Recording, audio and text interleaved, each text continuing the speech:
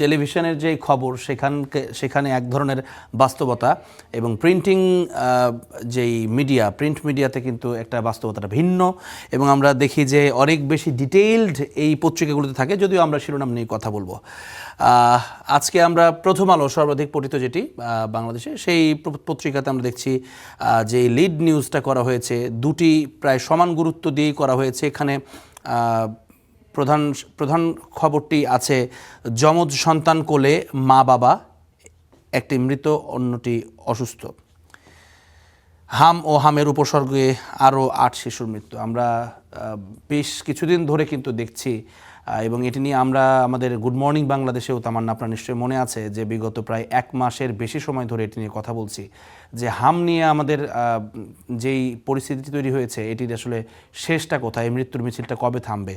এর মধ্যে আমরা দেখছি এখানে মোটামুটিভাবে এই খবরটি দিয়ে দিন শুরু করতে হবে, এটি দুঃখজনক। এটি নিশ্চয়ই কেউই চাইবেন না এমন একটা খবর দিয়ে দিন শুরু করতে এবং সেই পরিস্থিতির পরিবর্তন আসুক। যদিও আমরা দেখেছি প্রধানমন্ত্রীর যিনি তথ্য উপদেষ্টা রয়েছেন তিনি বলেছেন যে এই হামের ব্যাপারে একটি তদন্ত কমিটি করা হচ্ছে এবং সেটিতে খতিয়ে দেখা হবে আসলেই যদি শাস্তিযোগ্য থেকে থাকে, নেগলিজেন্সি থেকে থাকে, তাদের শাস্তি বিধান করা হবে। আমরা মন খারাপের খবর থেকে একটু যদি অন্যদিকে যাই, ক্ষমতার আশীর্বাদে চলে ময়লা বাণিজ্য। ঢাকা দক্ষিণ সিটির ময়লা বাণিজ্য নিয়ে একটি স্পেশাল এখানে করা হয়েছে। এটি আমরা দেখছি যে মোটামুটিভাবে সেই সংখ্যাগুলোও তুলে ধরা হয়েছে। ঢাকা শহরের যেই মোট ফ্ল্যাট প্রায় ১৭,৬৩,২৮৬, সেই ফ্ল্যাটে প্রায় প্রতি বছরে এই ময়লার থেকে যে ময়লার বিলটি আদায় করা হয় সেটি ৩১৭ কোটি টাকা, প্রতি মাসে ২৬,৪৪,০০,০০০ টাকা করে, বিশাল অঙ্কের একটি টাকা।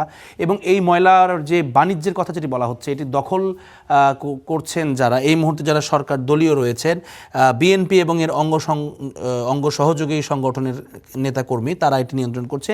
অতীতে আমরা দেখেছি ক্ষমতাসীন দলের যারা নেতাকর্মী ছিল তারা এটি নিয়ন্ত্রণ করত, সেই চিত্র খুব বেশি পাল্টায়নি। এখন বিষয় হচ্ছে যে এখানে মানে এটি কেউ না কেউ তো নিয়ন্ত্রণ করবে, সেটি বড় কথা নয়। তবে বড় কথা সেটি হচ্ছে যে প্রতিটি ফ্ল্যাট থেকে ১০০ টাকা যে নির্ধারিত ফি রয়েছে সিটি কর্পোরেশন থেকে, সেটি কিন্তু অনেক সময় আমরা ভায়োলেশন হতে দেখি, অর্থাৎ সেখানে নিয়মটি মানা হয় না অনেক সময়।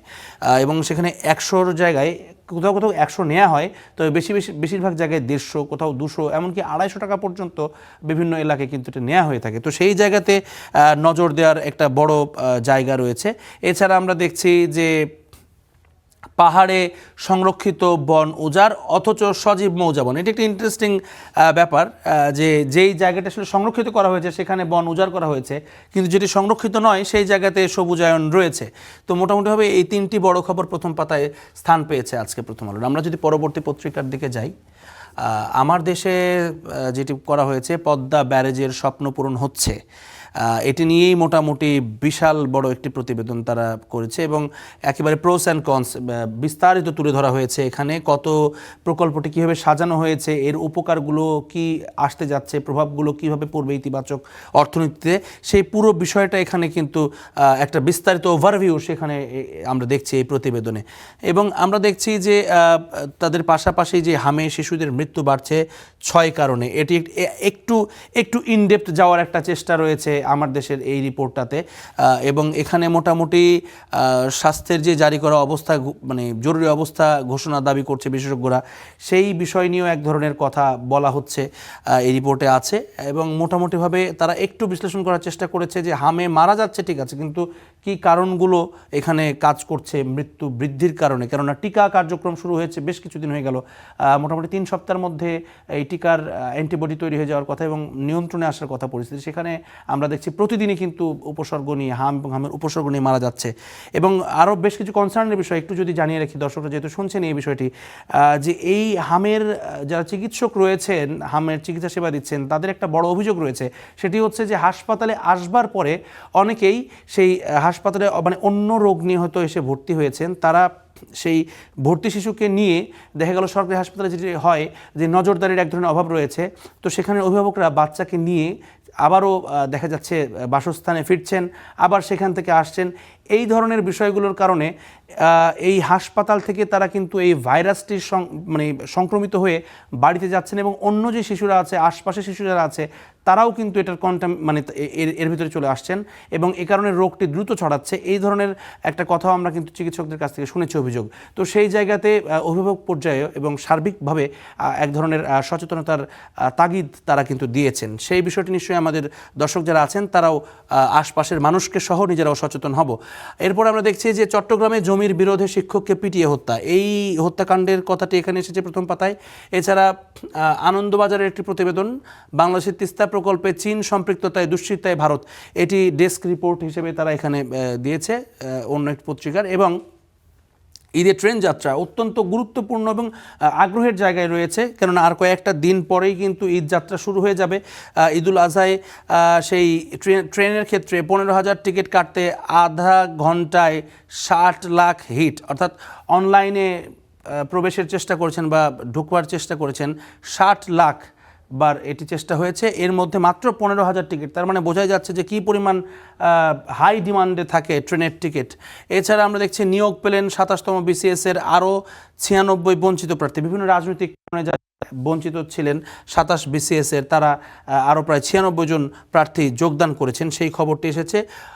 এছাড়া এসেছে ক্রমবর্ধমান শক্তিধর চীন সফরে ইরান যুদ্ধে দুর্বল ট্রাম্প। আমরা আজকের এই বহুল আকাঙ্ক্ষিত, যদিও একটু প্রথম পাতায় শেষের দিকে থাকলেও এটির গুরুত্ব কিন্তু আজকে অত্যন্ত বৈশ্বিকভাবে বেশি, এবং আজকের সারা আন্তর্জাতিক গণমাধ্যমে এটি একটা সবচেয়ে আলোচিত বিষয় হতে যাচ্ছে যে আজকের যেই ট্রাম্প প্রায় 10 বছর পরে চীন সফর সম্ভবত গেছেন, এই 10 বছর পরের সফরে আজকে যে আলোচনাটি হবে সেটি নিয়ে কিন্তু মানুষের আগ্রহ রয়েছে। এবং এখানে বলাই হয়েছে আগে থেকে যে ইরান যুদ্ধ যেটি রয়েছে সেটি নিয়ে এক ধরনের আলোচনা কিন্তু হবার কথা রয়েছে, কীভাবে সেটি বন্ধ করা যায়। এর আগে আমরা দেখছি পাকিস্তানের সাথে আলোচনা হয়েছে, মধ্যস্থতা করেছে। তবে চীন যেহেতু অপেক্ষাকৃত শক্তিশালী একটি রাষ্ট্র এবং সঙ্গে তাদের এক ধরনের সমঝোতা রয়েছে, সেই জায়গা থেকে এটি একটা ভালো আশা করছেন সারা বিশ্বের মানুষ, এদিকে তাকিয়ে আছেন। তো আমার দেশের পত্রিকাটি আমরা দেখছিলাম। এরপরে আরও একটি পত্রিকায় যেতে চাই, যুগান্তরে, একটু সংক্ষেপে যদি জানিয়ে দেই। পণ্যের অগ্নিমূল্যে পড়ছে মধ্যবিত্তের সংসার, একেবারে বাস্তবতা, যেটি প্রতিদিনের বাস্তবতার কথাই এখানে তুলে ধরা হয়েছে। এবং এর মধ্যে যে ট্রাক সেল চলছে সেটি নিয়েও কিন্তু এক ধরনের কথা রয়েছে। এছাড়া আমরা দেখছি যে বিপুল বিদেশি ঋণের দায় জনগণের ঘাড়ে, আওয়ামী লীগের সরকারের 15 বছর, এই সময়ে যে মোটামুটিভাবে যে ঋণটি করা হয়েছে, বিভিন্ন বড় প্রকল্প হয়েছে একদিকে, তার বিনিময়ে যে ঋণটি বেড়েছে মাথাপিছু, সেটি কিন্তু মানুষকেই ব্যয় করতে হবে, দেশের সাধারণ নাগরিককে ব্যয় করতে হবে বা পরিশোধ করতে হবে। অনুমোদন পেল পদ্মা ব্যারেজ নির্মাণ প্রকল্প, ব্যয় হবে 34,500 কোটি। আমরা দেখছিলাম যে পদ্মা ব্যারেজ নিয়ে কিন্তু একাধিক জায়গায় প্রথম পাতায় সেটি স্থান পেয়েছে, এবং এটি পাবারই কথা, অত্যন্ত বড় একটি প্রকল্প। এবং এই বিএনপি সরকার নতুন সরকার হিসেবে গঠন করার পরে এটি তাদের সবচেয়ে বড় প্রজেক্ট প্রথম নেওয়া। শেরপুরে ভাঙা বাঁধ দিয়ে ঢুকছে পানি, শেরপুরের যেই অকালে বন্যার যেই একটি চিত্র আমরা কয়েকদিন আগেও দেখেছিলাম, সেটির আরও একটি এক্সটেনশন আমরা দেখতে পাচ্ছি। এছাড়া প্রথম পাতায় স্থান পেয়েছে দেশের অর্থনৈতিক পূর্বাভাস স্থিতিশীল থেকে নেতিবাচক, এটি ফিচ রেটিংসের প্রতিবেদনের ভিত্তিতে একটি করা প্রতিবেদন। এছাড়া হামের খবরটি এসেছে, হামে আরও যে 8 শিশুর মৃত্যু গত 24 ঘন্টায় সেটি, এবং প্রাপ্তবয়স্করাও হামে আক্রান্ত হচ্ছেন, সেই খবরটি এখানে এসছে। জুলাই সনদ বাস্তবায়নে অপপ্রচারের বিরুদ্ধে মাঠে নামছে বিএনপি, এটি এক ধরনের কলামের মতো করে লেখা আমরা দেখছি যে সরকারের যে অবস্থান বিভিন্নভাবে তারা বিভিন্ন সময় বলছিল, এবার তারা মাঠে নামছে যে অপপ্রচার করা হচ্ছে তার বিরুদ্ধে। ঈদ যাত্রা নির্বিঘ্ন করতে তেলের সরবরাহ বৃদ্ধি, দেশে সর্বাধিক সার্বিক মজুদ বেড়েছে। তো এটি একটি আশার খবর, যেন ঈদযাত্রা বিঘ্নিত না হয় কোনোভাবেই, সে কারণে সরকার সরবরাহ বাড়ানোর সিদ্ধান্ত নিয়েছে। আমরা সমকালে যদি একটু দেখি, জ্বরের 98% রোগীর ছিল চিকুনগুনিয়া, এটি একটি প্রতিবেদন, গবেষণা প্রতিবেদন থেকে এসছে, যেটি আমরা সম্ভবত দেখছি যে চট্টগ্রাম থেকে এটি রিপোর্টটি করা হয়েছে। রিসেন্টলি আমরা দেখছিলাম যে বিভিন্নভাবে জ্বর আক্রান্ত হচ্ছিলেন সাধারণ মানুষ, বিভিন্ন বয়সের মানুষ, সেটির প্রেক্ষিতেই করা একটি গবেষণার ফলাফল এখানে এসেছে। এবং তার পাশাপাশি আমরা দেখছি প্রথম পাতাতেই স্থান পেয়েছে পদ্মা ব্যারেজ হচ্ছে 34,500 কোটি টাকার প্রকল্প, সেটি এসেছে। ব্যাংকের নগদ টাকার সংকট, এটি আমরা বিগত কয়েকদিন আগেও দেখেছিলাম, তবে সেটি আবারও আমরা দেখছি যে এখানে প্রতিবেদনে এসেছে। হাসপাতালে টিকা মেলেনি, জলাতঙ্কে 5 মৃত্যু। এটি আরেকটি নতুন সংকটের দিকে আবার এগোচ্ছে কিনা সেটি কিন্তু অ্যালার্মটি দেয়া হয়েছে। এটি গাইবান্ধার খবর, যদিও সেটি প্রথমেই স্থান পেয়েছে যে হাসপাতালগুলোতে আসলে টিকার যেই ব্যাপার রয়েছে, আমরা বিভিন্ন হাসপাতালে বিশেষ করে জেলা পর্যায়ে উপজেলা পর্যায়ে যেই সরকারি হাসপাতাল সেখানে যেই টিকা মজুদ থাকবার কথা অনেক সময় সেটি থাকে না, সেটির দিকেই আমরা দেখছি যে এখানে ইঙ্গিত করা হয়েছে। হামের উচ্চ সংক্রমণ থাকতে পারে আরও 2-3 সপ্তাহ, অত্যন্ত খারাপ একটি খবর। আরও 2-3 সপ্তাহে আমাদের এই মৃত্যুর মিছিলটি আরও লম্বা হতে দেখতে হবে চোখের সামনে। এবং সচিবালয়ে স্বাস্থ্যমন্ত্রী বলেছেন ডেঙ্গু পোলিও সহ অনেক রোগ চোখ রাঙাচ্ছে, মানে বিভিন্ন রোগ চোখ রাঙাচ্ছে। এটি আসলে ব্যবস্থা কি নেওয়া হবে সেটির দিকে আমরা তাকিয়ে থাকব। সবজি, ডিম, তেল সব কিছুর দাম চড়া, নিত্যপণ্যের বাজারে যে বৈশ্বিক এক ধরনের অস্থিরতা রয়েছে জ্বালানির বাজারে, সেটির প্রভাব কিন্তু আমরা দেখছি যে এই আমাদের দেশের, বিশেষ করে এশিয়ার বিভিন্ন দেশের যে প্রভাব সেটি আমরা দেখছি। এছাড়া মোটামুটিভাবে বরিশাল বিশ্ববিদ্যালয়ে অচল, আলোচনার প্রস্তাব, প্রত্যাখ্যান শিক্ষকদের। আমরা দেখছি ইরান যুদ্ধে যুক্তরাষ্ট্রের খরচ $2,900 কোটি ছাড়িয়েছে। এছাড়া খেলাপি হওয়ায় ফল স্থগিত 2 নেতা এমপির ভূমিকায়। মোটামুটিভাবে এই ছিল আজকে দেশের যে জাতীয় পত্রিকাগুলো, সেই পত্রিকাগুলোতে শিরোনামে মোটামুটি একটা ডাইভার্সিফাইড বিভিন্ন পত্রিকার শিরোনাম আমরা দেখলাম আজকে। বিশেষ করে একদিকে যেমন পদ্মা ব্যারেজ প্রথম যে প্রকল্প, সরকারের বড় প্রকল্প, সেটির যেমন স্থান পেয়েছে, এছাড়া হাম এসেছে, নিত্যপণ্যের বাজার এসেছে, মোটামুটি অনেক ধরনের বিষয়ই কিন্তু আমরা দেখছি আজকে যে লিড হয়েছে সংবাদপত্র।